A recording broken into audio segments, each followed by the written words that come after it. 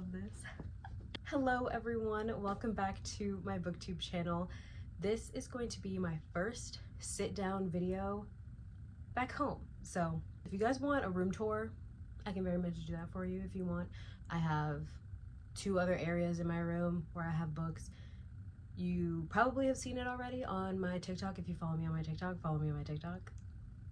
But if you haven't, then I could do a longer version of a room tour on here if you guys want me to, but just let me know. But this is gonna be the setup. I feel like this is a good corner. I have some natural lighting from the window right there. This is my bed, obviously, but I have this right here. I feel like being directly facing this way, there's a little bit too much door. There's a little bit too much like blank white space. So I feel like this kind of corner is good. But our first video, it is going to be a bookish breakdown. A bookish breakdown that I've wanted to do for you guys for a while, but I did not have my copies with me and I wanted to be able to do it with all my copies. So it is going to be a Legacy of Gods bookish breakdown. This is the Legacy of Gods series by Rina Kent. I will give you a little bit of information, details about the Rinaverse in general, but this video in particular is just going to be the Legacy of Gods series because that is all I've read by Rina Kent. Rina Kent has the Rinaverse, which is basically an entire universe surrounding a set of characters. It starts with Royal Elite, and then there's trilogies, there's duets, there's other series all inside the Rinaverse, but every single series is connected. Like I said, it starts with Royal Elite, and Royal Elite is the parents of these characters right here. Now, there are a lot of books in between the Royal Elite series and this series, Legacy of Gods. Legacy of Gods is actually the last series as of right now in the Rinaverse. I'm pretty sure, I'm not positive if her Beautiful Venom series trilogy is going to be connected to the Rinaverse. I would assume so, but I'm not sure how because it's hockey. It's like a hockey dark romance and I don't really know how that's going to connect. But regardless, Royal Elite is the first series or the first books to start out the Rinaverse, and Legacy of Gods is the last.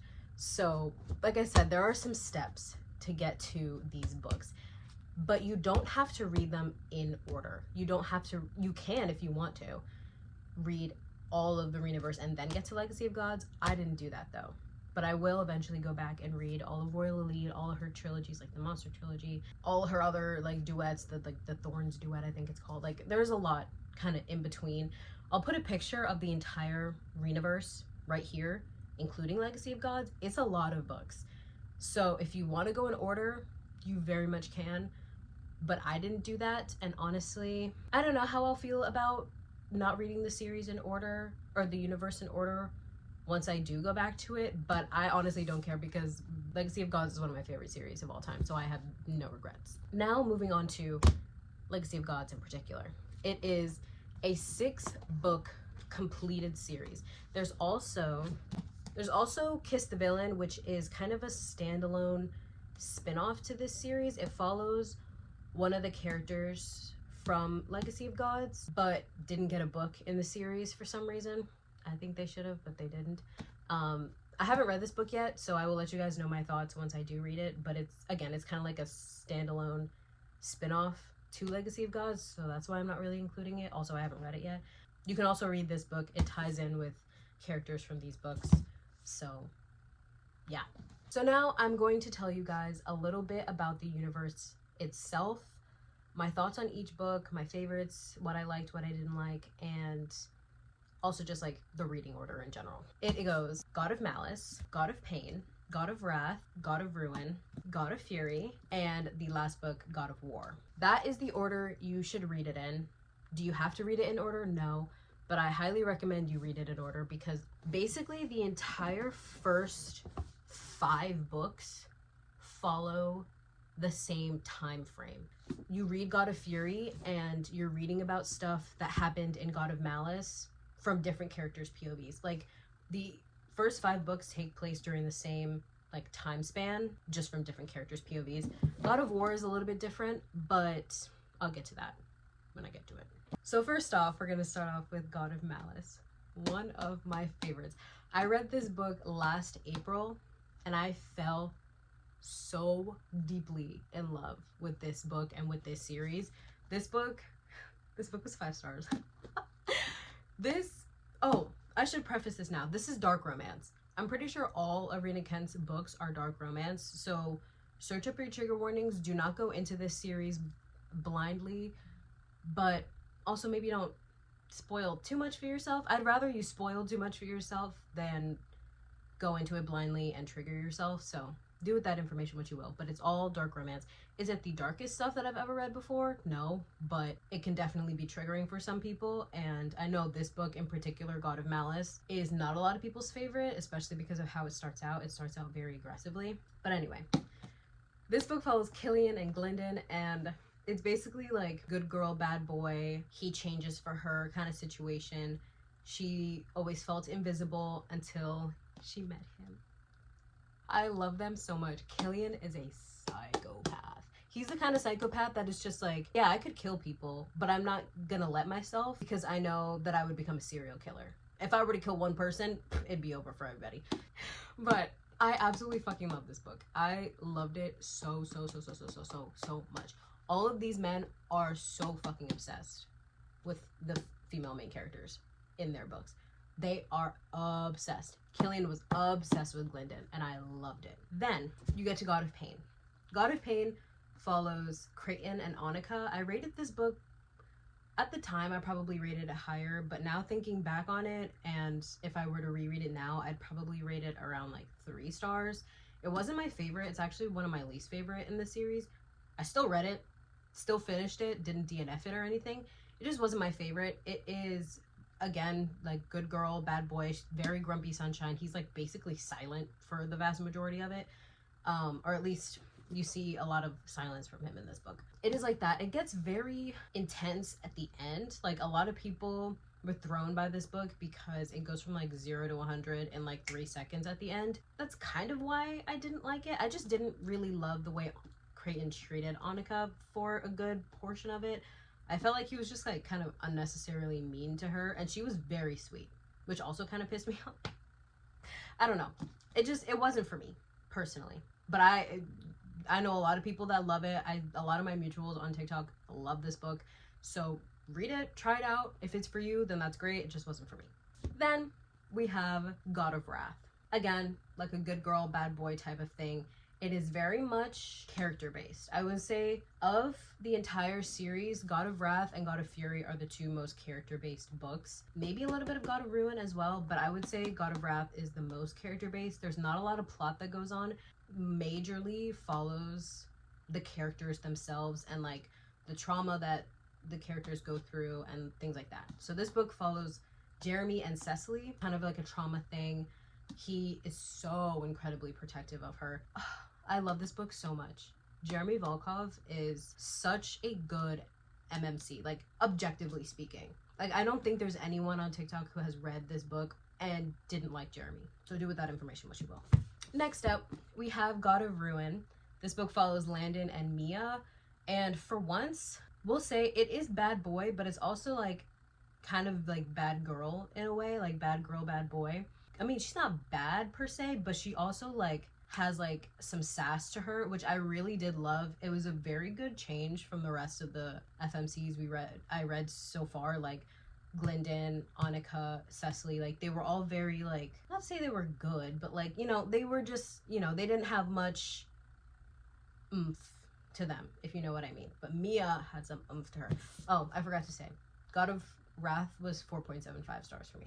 Forgot to mention that. But God of Ruin. This book I rated, again, at the time when I read it, I probably rated it higher. If I were to read it now, it would probably be like 3.75 to 4 stars. I didn't love it. I loved Mia. Mia was definitely my favorite part, as well as her story. But Landon, throughout the entire series, pissed me off. And he did not redeem himself much in this book. He redeemed himself only slightly because he fell in love. That was really it. His personality is so unlikable to me, and a lot of people compare him to Killian, which they do have their similarities, but he is nothing like Killian. Killian is nothing like him. They are very different people. And I don't really like Landon all that much. And so many people love him. He's just not for me. He's just not for me. But like I said, I did find him somewhat redeemable when he fell in love with Mia, and I loved Mia. Next up, just thinking about this book makes me want to die.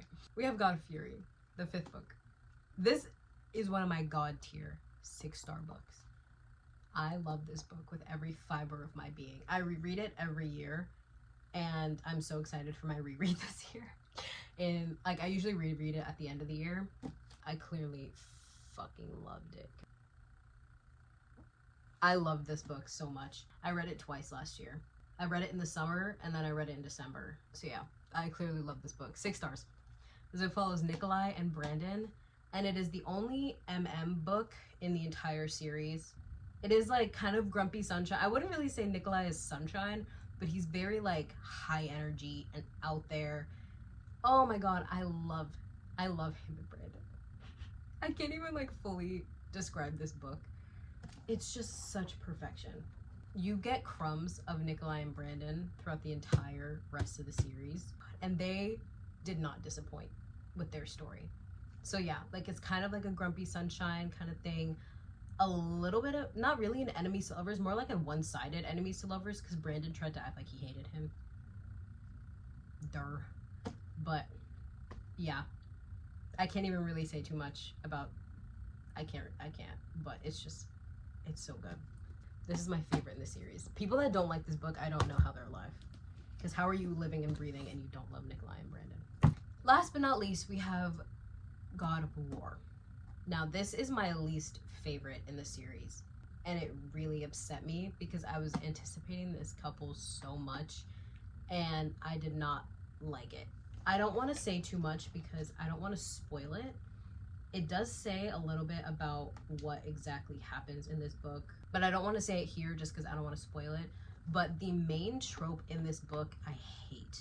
But I tried to go into this with as much of an open mind as possible, and I still didn't love it. This book follows Eli and Ava, and again, you get crumbs of them throughout the entire rest of the series, so I had really anticipated this couple for a really long time.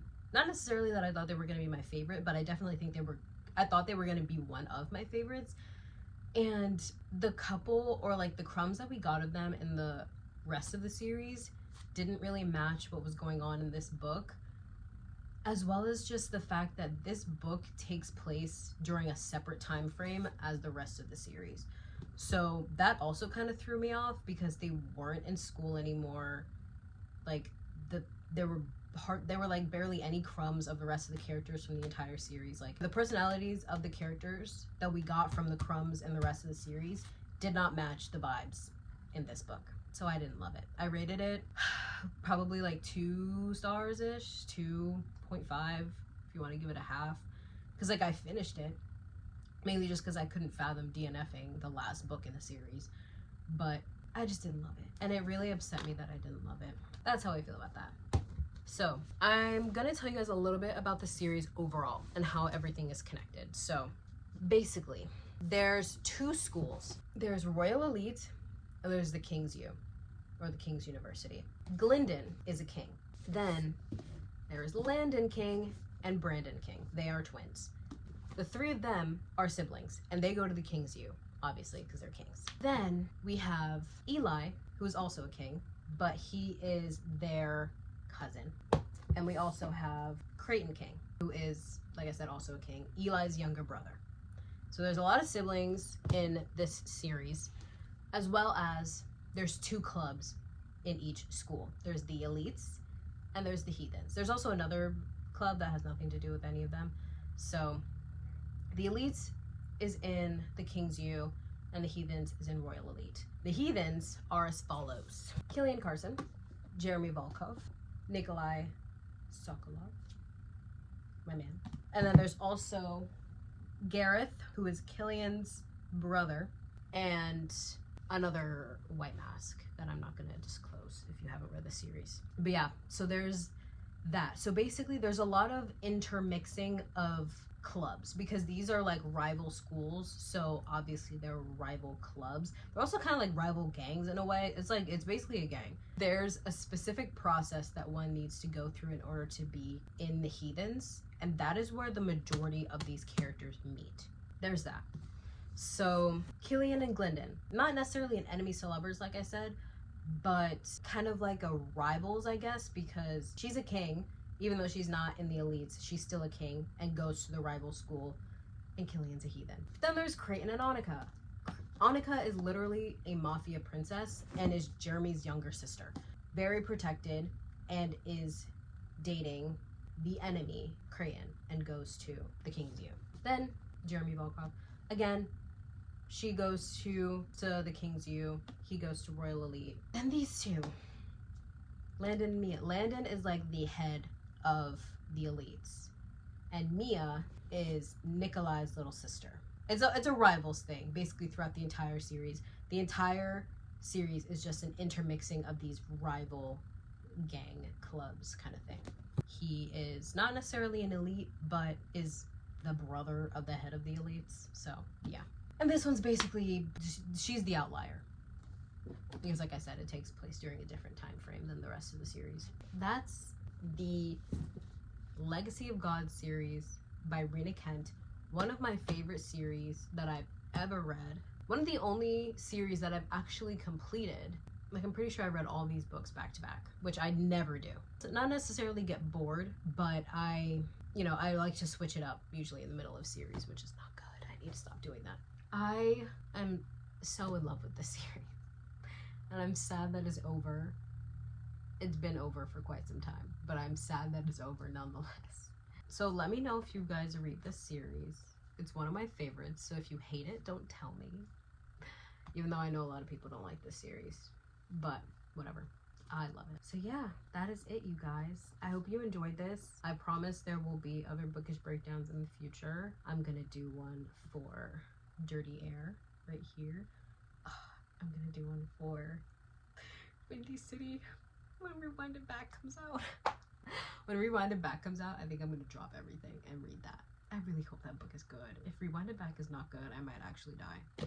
I have a lot of other completed series here. Like, I have Twisted. I haven't read Kings of Sin, sorry. Once I read Hopeless, I will have read all of Chestnut's Race. So, like, I do have a good amount of, like, bookish breakdowns I could do for you guys. So, they will be happening soon, hopefully. That is this edition of A Bookish Breakdown by me. I hope you guys enjoyed this. I will see you soon. Have an amazing day. I love you.